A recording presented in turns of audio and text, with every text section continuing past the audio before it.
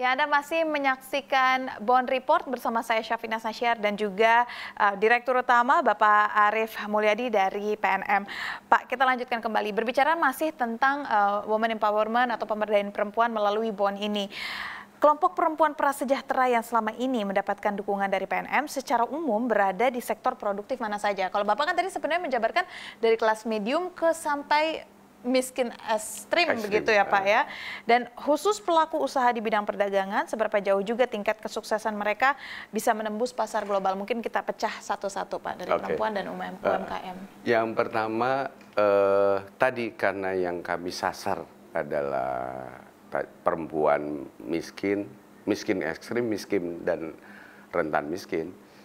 Jadi ada 3 tipe Mbak nasabah kami. Pertama, mereka baru melakukan usaha. Yang kedua, mereka sudah usaha tapi masih kecil. Jadi butuh tambahan modal. Yang ketiga, pernah usaha terus berhenti. Ini tipikal umumnya seperti itu. Nah, tapi tiga-tiganya ini adalah usaha yang subsisten. Pada saat awal kami masuk, itu usaha subsisten. Survival activity aja. Supaya bisa bertahan hidup. Oh, bukan untuk ada saving, bukan untuk ada jangka panjang. Saving. Lebih ke untuk makan sehari-hari aja jadinya. Untuk makan mereka. Itu yang sampai hari ini ada 22,4 juta yang sudah kami layani sejak 2016. Sudah ada lebih dari 1,8 juta yang sudah naik kelas. Karena kami saat ini bergabung dalam holding ultramikro, BRI Pegadaian, naik kelas ke Pegadaian atau naik kelas ke BRI. Yang lebih banyak sih naik kelas ke BRI itu sudah ada 1,8 juta.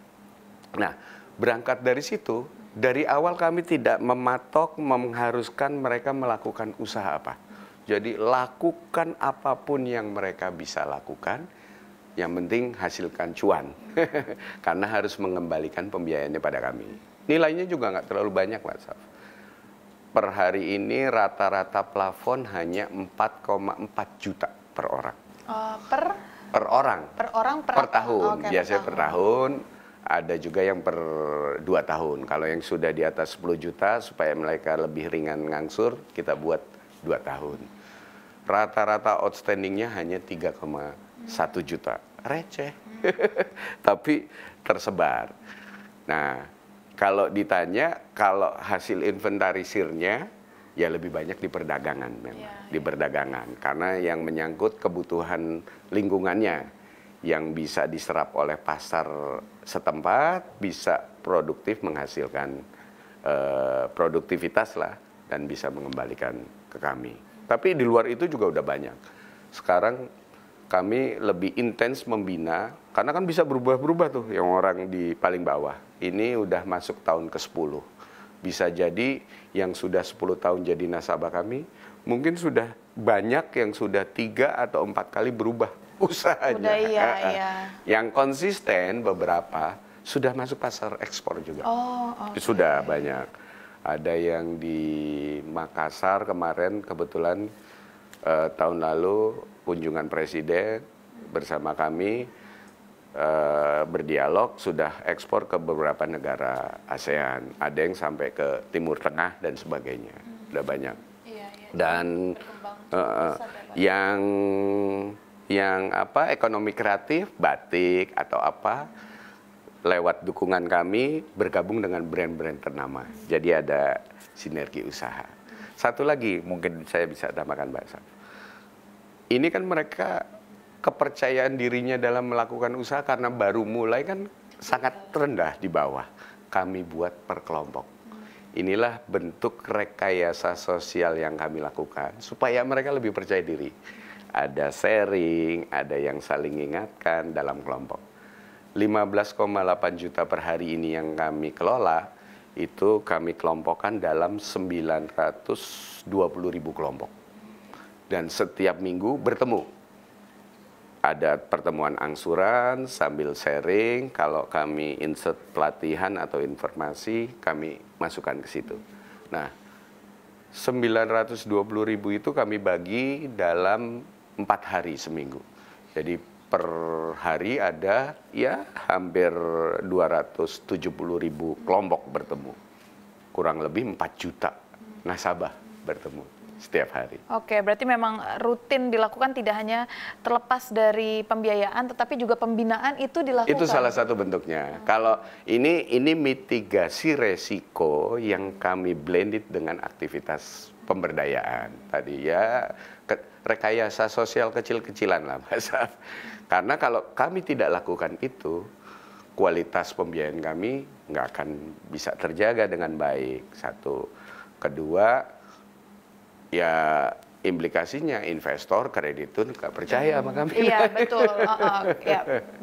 Kita bisa mengerti juga terkait hal itu gitu. Makanya pengawasannya, pembinaan di tengah-tengahnya juga memang harus dipastikan Harus dengan kami baik. lakukan. Oke.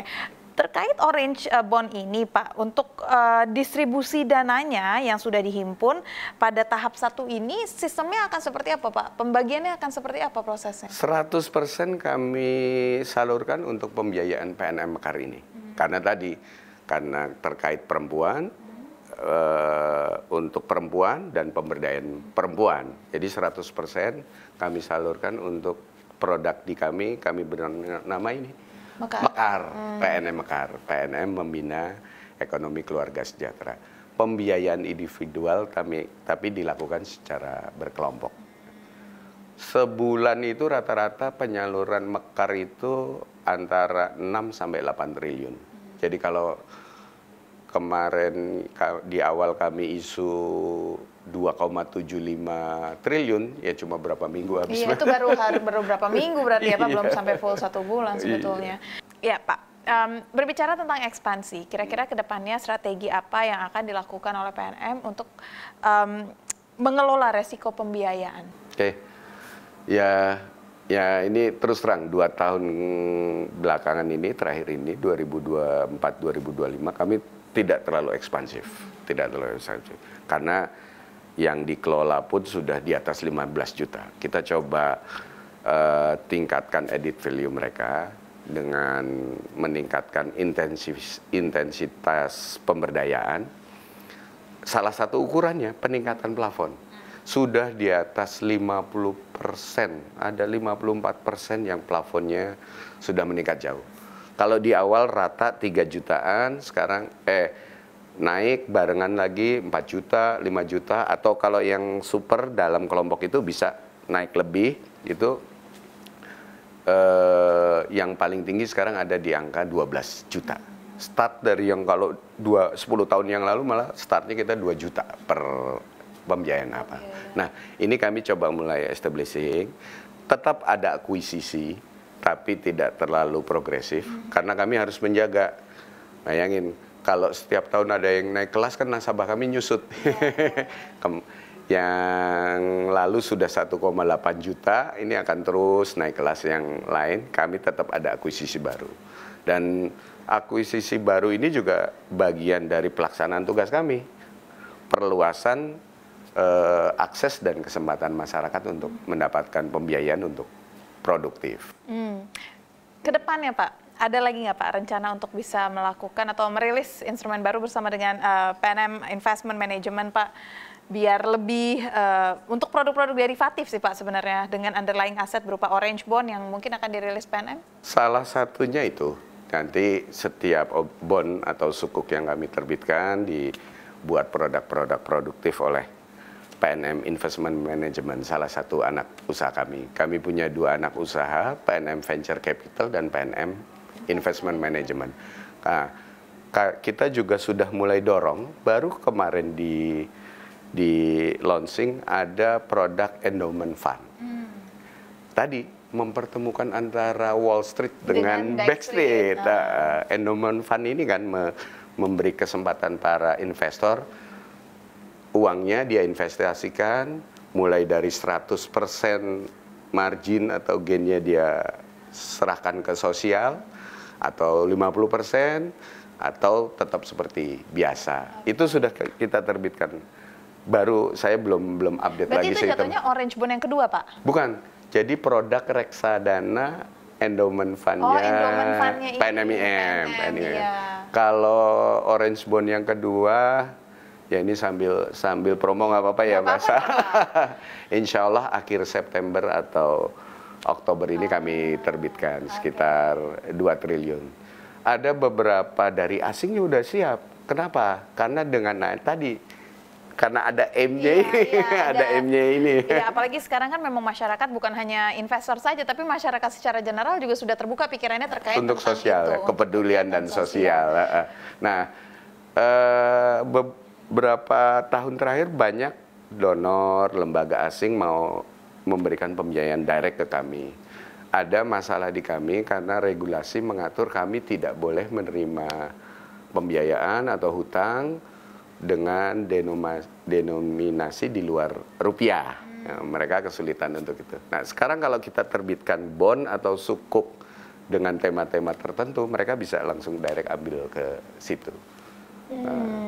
Malah ada yang sudah minta kami jadi anchornya ya gitu. Jadi misalnya kami terbitkan, insya Allah besok misal bertahap kan 2 triliun lagi, mereka akan ambil 30-35% dari nilai itu. Tapi untuk tadi kan Bapak bilang ada investor asing ya yang udah siap. Ini memang dicari Bapak Orange Bond ini bergerilya ke negara-negara lain gitu agar memang peminatnya juga terbuka dari negara lain gitu, atau memang investor asing ini datang dengan sendirinya sebenarnya? Kalau saya pribadi saya nggak pede untuk roadshow keliling dunia. Tapi kami punya bagus, Pak. Kami punya mekanisme, kita coba jalin kerjasama termasuk dengan IIX, mereka yang menyuarakan. Dan kebetulan di UN Women juga kami sudah punya posisi tersendiri, karena saat ini lembaga pembiayaan khusus wanita berkelompok, PNM adalah yang terbesar di dunia. Bahkan yang sebelumnya Grameen Bank dari pemerintah Bangladesh ya. Baru satu atau 2 bulan yang lalu 3 menterinya studi banding ke kita untuk melihat ternyata banyak inovasi dan improvement untuk pembiayaan dan pemberdayaan perempuan yang bisa mereka ambil juga dicontoh. Kami bukan volunteer, bukan pelopor untuk ini, tapi ternyata walaupun bukan pelopor sudah bisa jadi terbesar. Nah, berangkat dari situ, berangkat dari nilai itu, kita juga ya ada kerjasama dengan beberapa perguruan tinggi internasional, entah mereka melakukan riset atau karyawan kami trainingkan ke sana, sehingga mereka kan mempelajari kami untuk memberi training. Informasi tentang itu mereka yang menyuarakan ke market internasional dan rupanya berdampak. Sudah beberapa lembaga internasional, baik entiti usaha, badan-badan dunia tertarik untuk bisa membantu kami dalam sumber pendanaan. Oke, selain AIM, Pak, apalagi biasanya alasan terbesarnya? Mungkin ini akan jadi pertanyaan penutup saya. Selain memang karena Orange Bond ini mimpinya besar, goalsnya besar. Selain itu, apalagi yang memang menarik? Selain juga yieldnya yang menarik gitu, apalagi Pak mungkin? Ya tadi. Trustworthy kita ya trustworthy. Pak ya? Kami mungkin ya, saya nggak mau terlalu percaya, overconfident. Perjalanan 10 tahun kami dalam membentuk, menggulirkan program pembiayaan plus pemberdayaan buat perempuan ini, jumlahnya sudah masif, luasannya sudah luas, kualitasnya ya alhamdulillah masih bisa terkendali lah. Dibandingkan tingkat rata-rata default pembiayaan secara industri maupun umum. Oke, baik. Ini menarik sekali. Semoga kedepannya lebih banyak lagi yang tahu tentang Orange Bond dan ditunggu juga Orange Bond ke-3 sampai ke-10, Pak. Siap. Ini kan baru yang 2 ya, 3, 10 nanti kita tunggu semuanya ya, Pak. Terima kasih banyak. Semoga ini bisa terus memberikan dampak. Terima kasih Pak Arif, senang bisa berdiskusi dengan Anda. Ya pemirsa, itu dia tadi diskusi saya bersama dengan Direktur Utama dari PNM, yaitu Pak Arif Mulyadi. Dan sampai jumpa lagi di Bond Report berikutnya. CNBC Indonesia, Beyond Business. Sampai jumpa.